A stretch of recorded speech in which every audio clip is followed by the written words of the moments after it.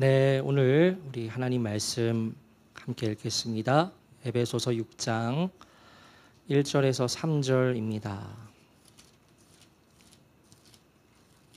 에베소서 6장 1절에서 3절. 우리 짧은 말씀이어서 1절부터 3절까지 함께 읽겠습니다. 네, 합독하겠습니다. 시작. 자녀들아, 주 안에서 너희 부모에게 순종하라. 이것이 옳으니라. 내 아버지와 어머니를 공경하라. 이것은 약속이 있는 첫 계명이니 이로써 내가 잘되고 땅에서 장수하리라. 아멘. 네, 오늘 가정의 달 맞이하여서 두 번째 주제 설교, 주 안에서 부모에게 순종하라는 제목으로 말씀을 나누겠습니다. 지난주에 이어서 가정의 달 시리즈로 말씀을 나누게 되는데요. 여러분, 우리가 잘 알듯이 가정은 우리의 모든 삶의 기초가 되는 단위입니다. 하나님께서는 우리 모두에게 가정이라는 울타리를 선물로 주셨습니다. 그런데 이러한 가정을 이루는 관계 중에 가장 중심이 되는 관계가 있다면 여러 가지 생각이 있으시겠지만 부부의 관계일 겁니다. 그러나 내 존재의 시작을 생각할 때 가정 안에서 제일 먼저 맺게 되는 관계는 부모님과의 관계입니다. 우리가 이 땅에 태어날 때 가장 먼저 만나게 되는 가정의 일원은 나의 부모님이지요. 오늘 본문의 말씀을 보면 우리가 부모에게 순종하고 또한 부모님을 공경할 것을 가르치고 있습니다. 다시 한번 구절의 의미를 생각하면서요, 우리 천천히 읽어보겠습니다. 시작. 자녀들아, 주 안에서 너희 부모에게 순종하라. 이것이 옳으니라. 내 아버지와 어머니를 공경하라. 이것은 약속이 있는 첫 계명이니 이로써 내가 잘되고 땅에서 장수하리라. 아멘. 방금 읽은 말씀을 보면 도덕적인 가치를 들어서 결론을 내리고 있습니다. 주 안에서 너희 부모에게 순종하는 것이 옳다는 겁니다. 그리고 2절에 부모를 공경하는 것은 약속이 있는 첫 계명이라 기록하고 있는데 이것은 10계명에 나오는 계명 아시죠? 5번째, 부모를 공경하라는 그 말씀과 연결을 시켜서 이 계명을 지키는 자에게 하나님께서 약속을 해주시는 것이 있는데 이것을 지키면 자녀인 우리가 잘 될 것이라는 말씀을 바울이 전하고 있는 겁니다.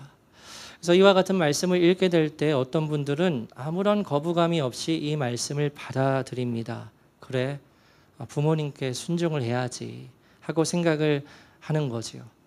그러나 이 본문의 같은 말씀이 어떤 분들에게는 마음의 걸림으로 다가오는 경우도 있을 겁니다.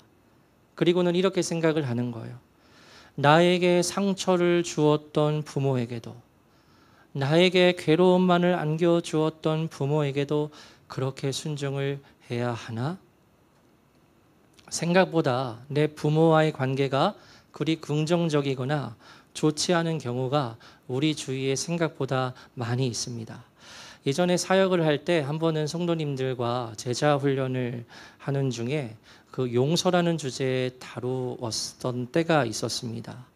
그때 공통 질문이 내가 아직도 용서하지 못한 사람이 있는가 였는데, 그런데 그때 한 성도님께서 그 내가 아직도 용서하지 못하는 사람을 자신의 아버지로 말씀을 하셨어요.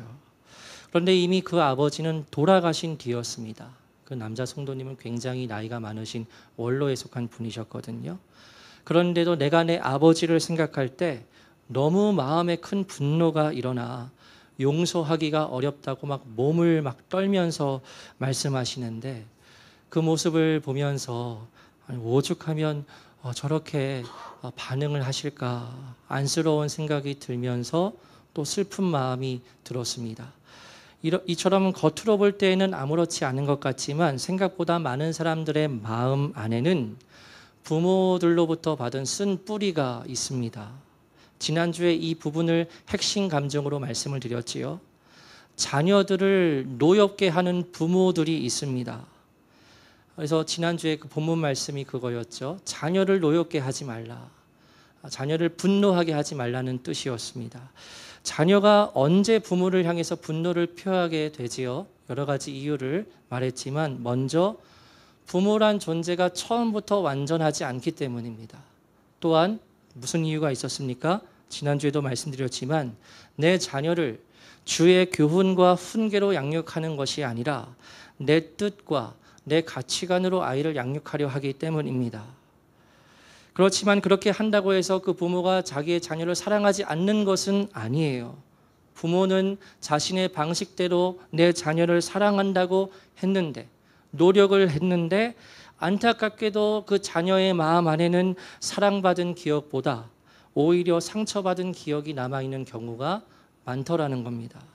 그래서 이러한 부분에 대해서 예전부터 제가 고민을 하면서 생각을 해보았습니다. 어떻게 하면 그 마음의 상처, 부모님으로부터 받은 그 상처의 문제가 해결이 될 수 있을까? 제가 고민을 했던 부분과 더불어서 또 제 개인적인 경험을 통해 깨닫게 된 부분들을 오늘 이 시간에 나누려 합니다. 미리 띄워주셨는데요. 예전에 제가 부모 용서하기라는 제목을 가진 한 신앙서적을 본 적이 있었어요. 이 책을 쓴 저자는 레슬리 필즈라는 이름을 가진 그리스도인입니다. 그런데 이 저자가 책에서 말하길 생각보다 우리 주위에는 상상을 초월하는 나쁜 부모의 예들이 많다고 말을 합니다. 그리고 자기 자신도 그러한 아버지 아래에서 성장을 했다고 고백을 해요. 자기 아버지는 가장인데 경제 활동을 전혀 하지 않고 늘 아내와 4명의 자녀들이 번 그와 같은 재정을 훔쳐가서 흥청망청 낭비를 하는 겁니다. 또 자기의 아버지가 어렸을 때 나의 언니를 성추행했던 것을 또 이후에 알게 되기도 해요. 그렇게 아버지로 인해서 끔찍한 유년 시절을 보내고 나서 이제 이 저자가 성인이 된 이후에 결혼을 하고 나서는 자신의 아버지를 찾아가지도 만나지도 않습니다. 그렇게 10수년의 시간이 흐르고 난 이후에 그녀는 자신에게 말씀하시는 하나님의 음성으로 인해서 자신의 아버지를 다시 찾아가게 되고 그때부터 아버지를 이해하고 품게 되는 여정의 기록을 저 책에 쓰고 있어요. 저는 여기에 계신 여러분 모두가 각자 부모님과의 관계에서 어떤 관계를 맺고 계신지 저는 잘 모릅니다. 이 중에는 훌륭한 인격을 가진 늘 자녀에게 사랑을 베푸시는 부모님 밑에서 자라난 분들이 있으실 것이고, 한편 부모에 의해서 상처를 받고 자라나서 지금 부모님과 불편한 관계에 있는 분들도 있으실 거예요. 또한 결혼한 이후에 시댁 혹은 처가 부모님과 갈등을 겪거나 여러 감정적인 어려움을 겪는 분들이 계실 겁니다. 만약 여기에 계신 성도님들 중에 그런 갈등과 어려움을 겪고 계신 분들이 있으시다면 부모님이 내게 상처를 주었고 그래서 그 관계가 틀어진 상황 가운데 있으시다면 그 상황에서 내가 그리스도인으로서 어떻게 반응을 해야 하는 것일까 하고 혹시 생각을 해본 적이 있으신가요? 오늘 본문의 말씀과 같이 여러분은 부모에게 순종하십시오 라는 말씀을 나의 개인적인 상황과 맞지 않다고 해서 그대로 지나치는 것은 그리스도인으로서 옳지 않은 태도입니다. 하나님의 말씀이니까요. 그리고 하나님께서는 우리의 가족의 관계를 그 누구보다 회복시키기를 원하십니다. 그래서 정말 거듭난 그리스도인이라면 내 개인적인 상황이 정말 쉽지 않을지라도 어떻게 이 말씀에 순종할 수 있을까 하는 고민을 해보아야 합니다. 그리고 어떻게 그렇게 될 수 있을지 이 시간을 통해서 함께 생각해 보기 원하는데요.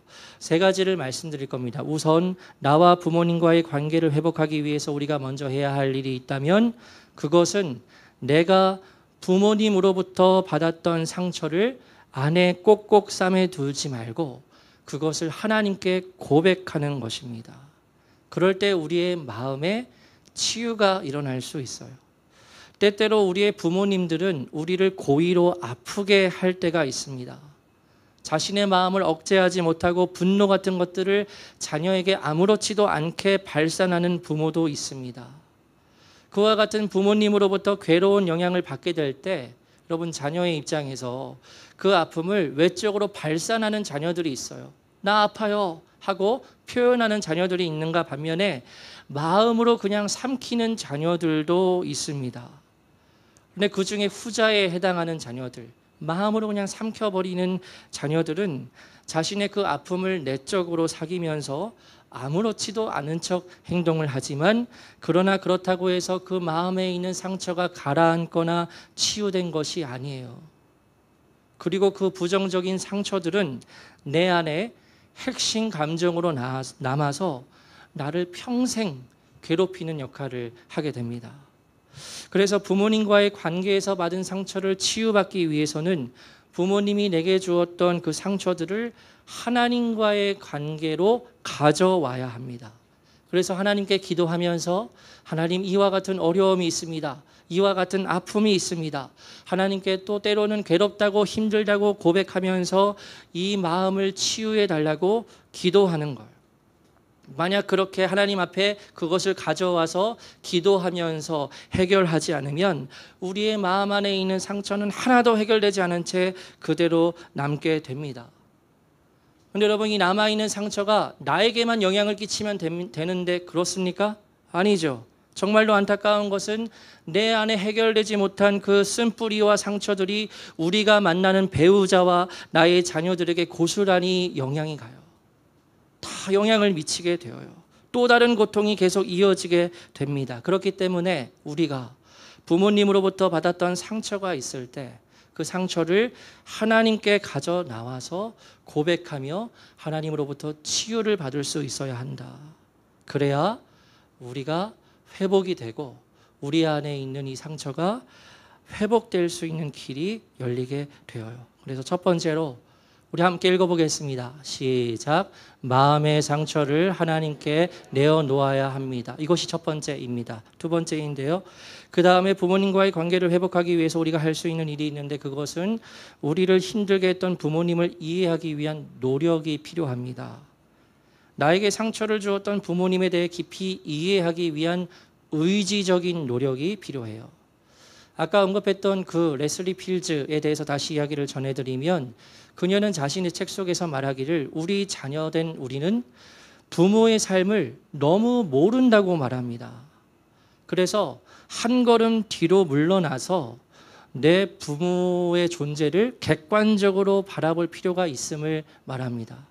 그렇게 해본다면 내게 괴로움을 주었던 그 엄마, 아빠, 아버지, 어머니도 역시 무거운 짐을 지고 있었던 매우 연약한 존재였다는 것과 나의 부모님도 나약한 인간에 지나지 않는다는 사실을 우리가 깨닫게 된다는 거예요.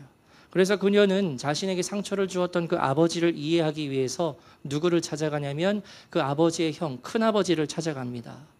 그리고 아버지에 대해서 여러 가지 질문을 쏟아내요. 아버지는 어렸을 때 어땠는지, 친구들이 많았는지, 무엇을 좋아했는지, 성장하면서 어떤 변화가 있었는지 생각나는 대로 아버지에 대해서 질문을 해요.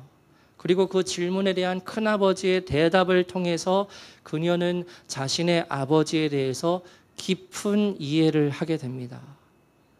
그렇게 아버지를 이해하기 위한 그녀의 노력은 이후에 부녀의 관계가 회복되는 데에 매우 중요한 역할을 하게 되어요. 이처럼 우리는 부모님을 이해하려는 실제의 노력이 우리에게 필요합니다. 나의 부모님이나 나의 처가나 시댁의 부모님들도 한 나약한 사람인 동시에 또 다른 부모의 자녀였었고 어쩔 수 없는 괴로운 환경 가운데서 자라왔다는 사실을 우리가 깨닫게 될 때 우리는 우리의 부모님을 이해할 수 있는 마음을 가지게 되는 거죠. 그러나 그렇게 이해하려는 노력 자체를 아예 할 마음이 없다면, 전혀 내키지 않는다면 오늘 본문의 이 말씀에 우리가 순종하여서 그대로 행하기가 어렵습니다. 왜냐하면 나는 그렇게 하지 않겠다는 그 완고한 마음 가운데에는 성령님께서 역사하실 수 없기 때문이에요. 두 번째입니다. 우리 읽어보겠습니다. 시작. 부모를 이해하기 위한 노력이 필요합니다. 마지막인데요. 우리의 부모님과 관계를 회복하기 위해서는 우리는 그리스도인으로서 부모에게 순종하라는 하나님의 말씀에 따라야 합니다. 이 말씀에 순종하는 것이 부모님과의 관계의 문제를 해결할 수 있는 근본적인 열쇠입니다. 제 이야기를 예화로 들자면 저는 어렸을 때부터 아버지와의 관계가 참 어려웠습니다. 아버지는 목회를 하시면서도 자녀들에게는 그리 따뜻하지 않으셨어요. 그래서 아버지로부터 어렸을 때 칭찬을 받았던 기억이 거의 없습니다. 그냥 혼나고 꾸중만 들었던 기억만 제게는 있어요. 그래서 어렸을 때는 아버지라는 존재를 통해서 따뜻함이나 혹은 자상함의 감정을 거의 느껴본 적이 저는 없었습니다. 어렸을 때 한 기억인데요. 어느 날 이제 밤에 제 동생과 이제 어느 시간을 기다렸냐면 이제 아버지가 교회 사역을 마치시고 돌아오시면 이제 시골에 있는 할머니 댁에 가기로 약속이 되어 있었습니다.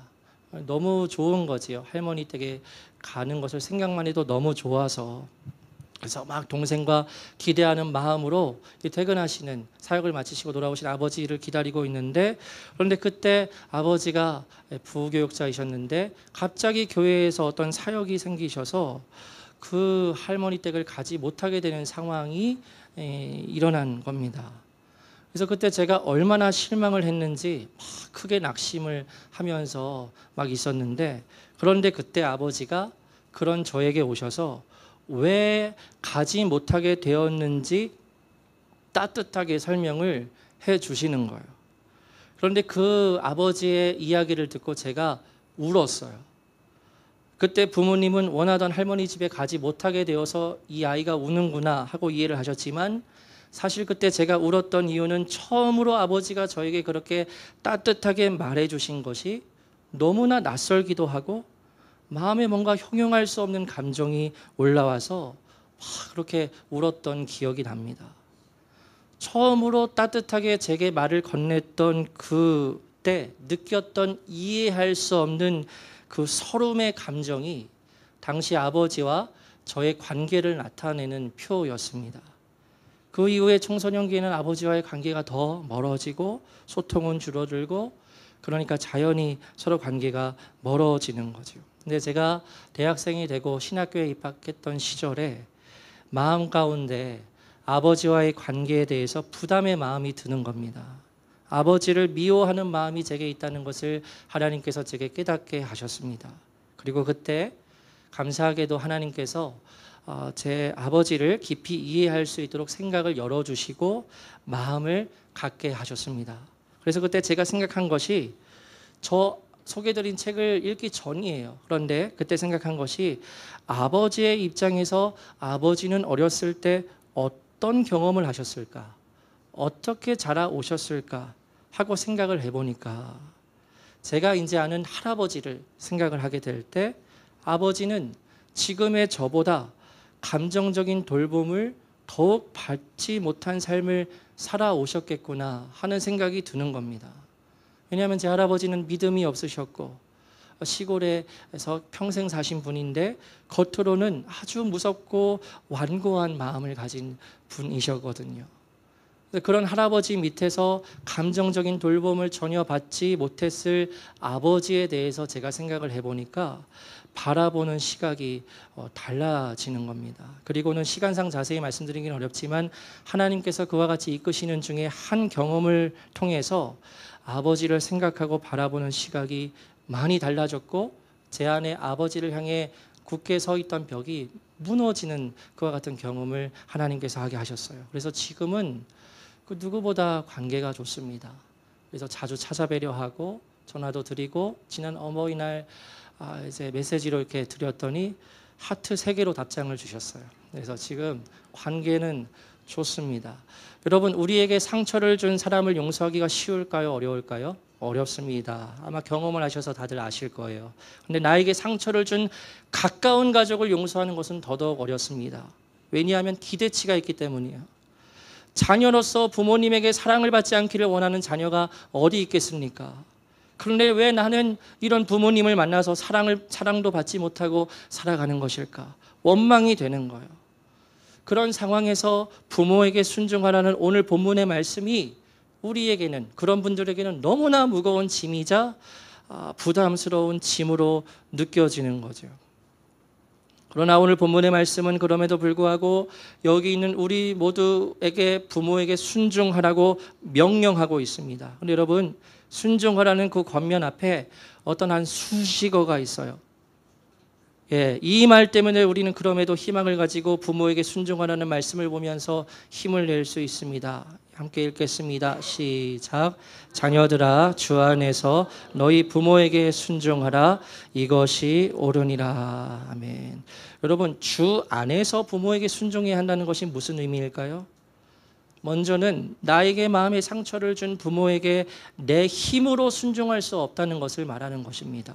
내 힘으로는 할 수 없습니다. 내 감정으로도 할 수 없습니다. 그러나 주 안에서는 가능하다는 거예요. 어떻게 가능하지요? 구원받은 하나님의 거룩한 성도는 성령님께서 그 안에 계셔서 우리 마음 안에 있는 상처를 치유해 주시고 결국 그 어떤 어려운 관계에서도 회복될 수 있도록 성령 하나님께서 실제로 이끄시고 역사하시기 때문입니다. 그것이 주 안에서라는 말의 의미예요. 그래서 바울은 에베소 교회의 성도들에게 여러분의 힘으로 노력으로 순종하려 하지 말고 주 안에서 순종하라고 권면을 하고 있습니다. 여러분, 구원받고 거듭난 성도에게는 나의 본성을 거스를 수 있는 힘이 있습니다. 믿으십니까? 성도에게는 내 옛사람의 품성, 성품과 죄의 성품과 나는 그렇게 하기 싫다는 그와 같은 마음을 거스를 수 있는 힘이 있어요. 왜 그렇지요? 거듭난 성도 안에 누가 계시죠? 성령 하나님께서 계시기 때문에 그래요. 거듭난 성도의 마음의 주인은 누구십니까? 예수 그리스도이시죠. 하나님이시죠. 그렇기 때문에 이 순종하라는 말씀이 너무나 내게 힘들고 어렵고 부담이 되어도 정말 내 주인이, 내 마음의 주인이 예수 그리스도이시고 정말로 내 안에 성령 하나님께서 나를 그렇게 이끌어 가신다면 내 본성을 거스를 수 있는 그와 같은 열매가 그 성도의 삶에서 맺혀질 수 있다는 것을 우리는 분명히 믿어야 됩니다. 믿어야 역사가 일어나요. 근데 믿지 않고 자꾸 현실과 타협하려고 하고 자꾸 내 감정에 치우치고 내 감정에 집중하려고 하면 그와 같은 역사가 일어나기가 어렵지요. 믿음입니다. 결국 내 안에 성령 하나님께서 계시고 성령 하나님께서 주 안에서 내가 순종할 수 있도록 힘을 주시고 때마다 은혜를 주시고 그와 같이 도와주신다는 것을 믿으면 우리가 주 안에서 부모에게 순종하라는 그 말씀에 순종할 수가 있다는 거죠. 오늘 설교의 제목이 주 안에서 부모에게 순종하라입니다. 오늘 설교의 포커스가 이제 부모님에게 있어서 여러분 모든 원인이 다 부모님에게 있는 것처럼 이렇게 말씀을 나누었지만 여러분 문제는 자녀인 우리에게 있을 수 있지요. 우리는 완벽합니까? 우리는 아들, 딸로서 부모님께 완전한 존재인가요? 아니죠. 우리도 말씀에 순종하기 버거워하고 행하지 않으려는 그 옛사람의 죄성이 우리에게서 강하게 일어날 수 있습니다. 그러나 오늘 말씀을 통해서 우리가 믿음으로 결단해야 하는 것은 오늘 설교의 제목대로 주 안에서 부모에게 순종하겠다는 것입니다. 나의 힘으로는 결코 할 수 없지만 그러나 주님의 마음을 구하고 순종할 수 있는 힘과 은혜를 주님께 구할 때 우리 안에 계신 성령 하나님으로 인해서 우리의 생각과 마음이 변하고 나의 부모님께 순종할 수 있는 놀라운 기적이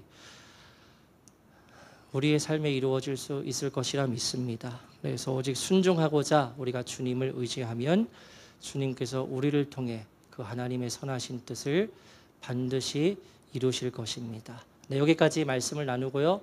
지난주처럼 우리 나눔을 시간을 갖도록 하겠습니다. 넘겨주시면 두 가지 질문입니다. 지난주에는 자녀에 대한 질문이어서 자녀가 없는 청년들은 조금 이제 나누기 어려웠겠지만 오늘은 여기 계신 분들은 다 누군가의 자녀이시기 때문에 부모님 있으시기 때문에 오늘은 다 공통적인 질문입니다. 첫 번째, 나와 내 부모님과의 관계는 어떻습니까? 여러분 나눔을 할 때는 내 마음을 열어서 나누는 만큼 나도 얻을 수 있습니다. 근데 나는 여기까지만 말할래, 난 조금만 말할래 이러면은요, 그 나눔의 시간이 굉장히 의미가 없어져요.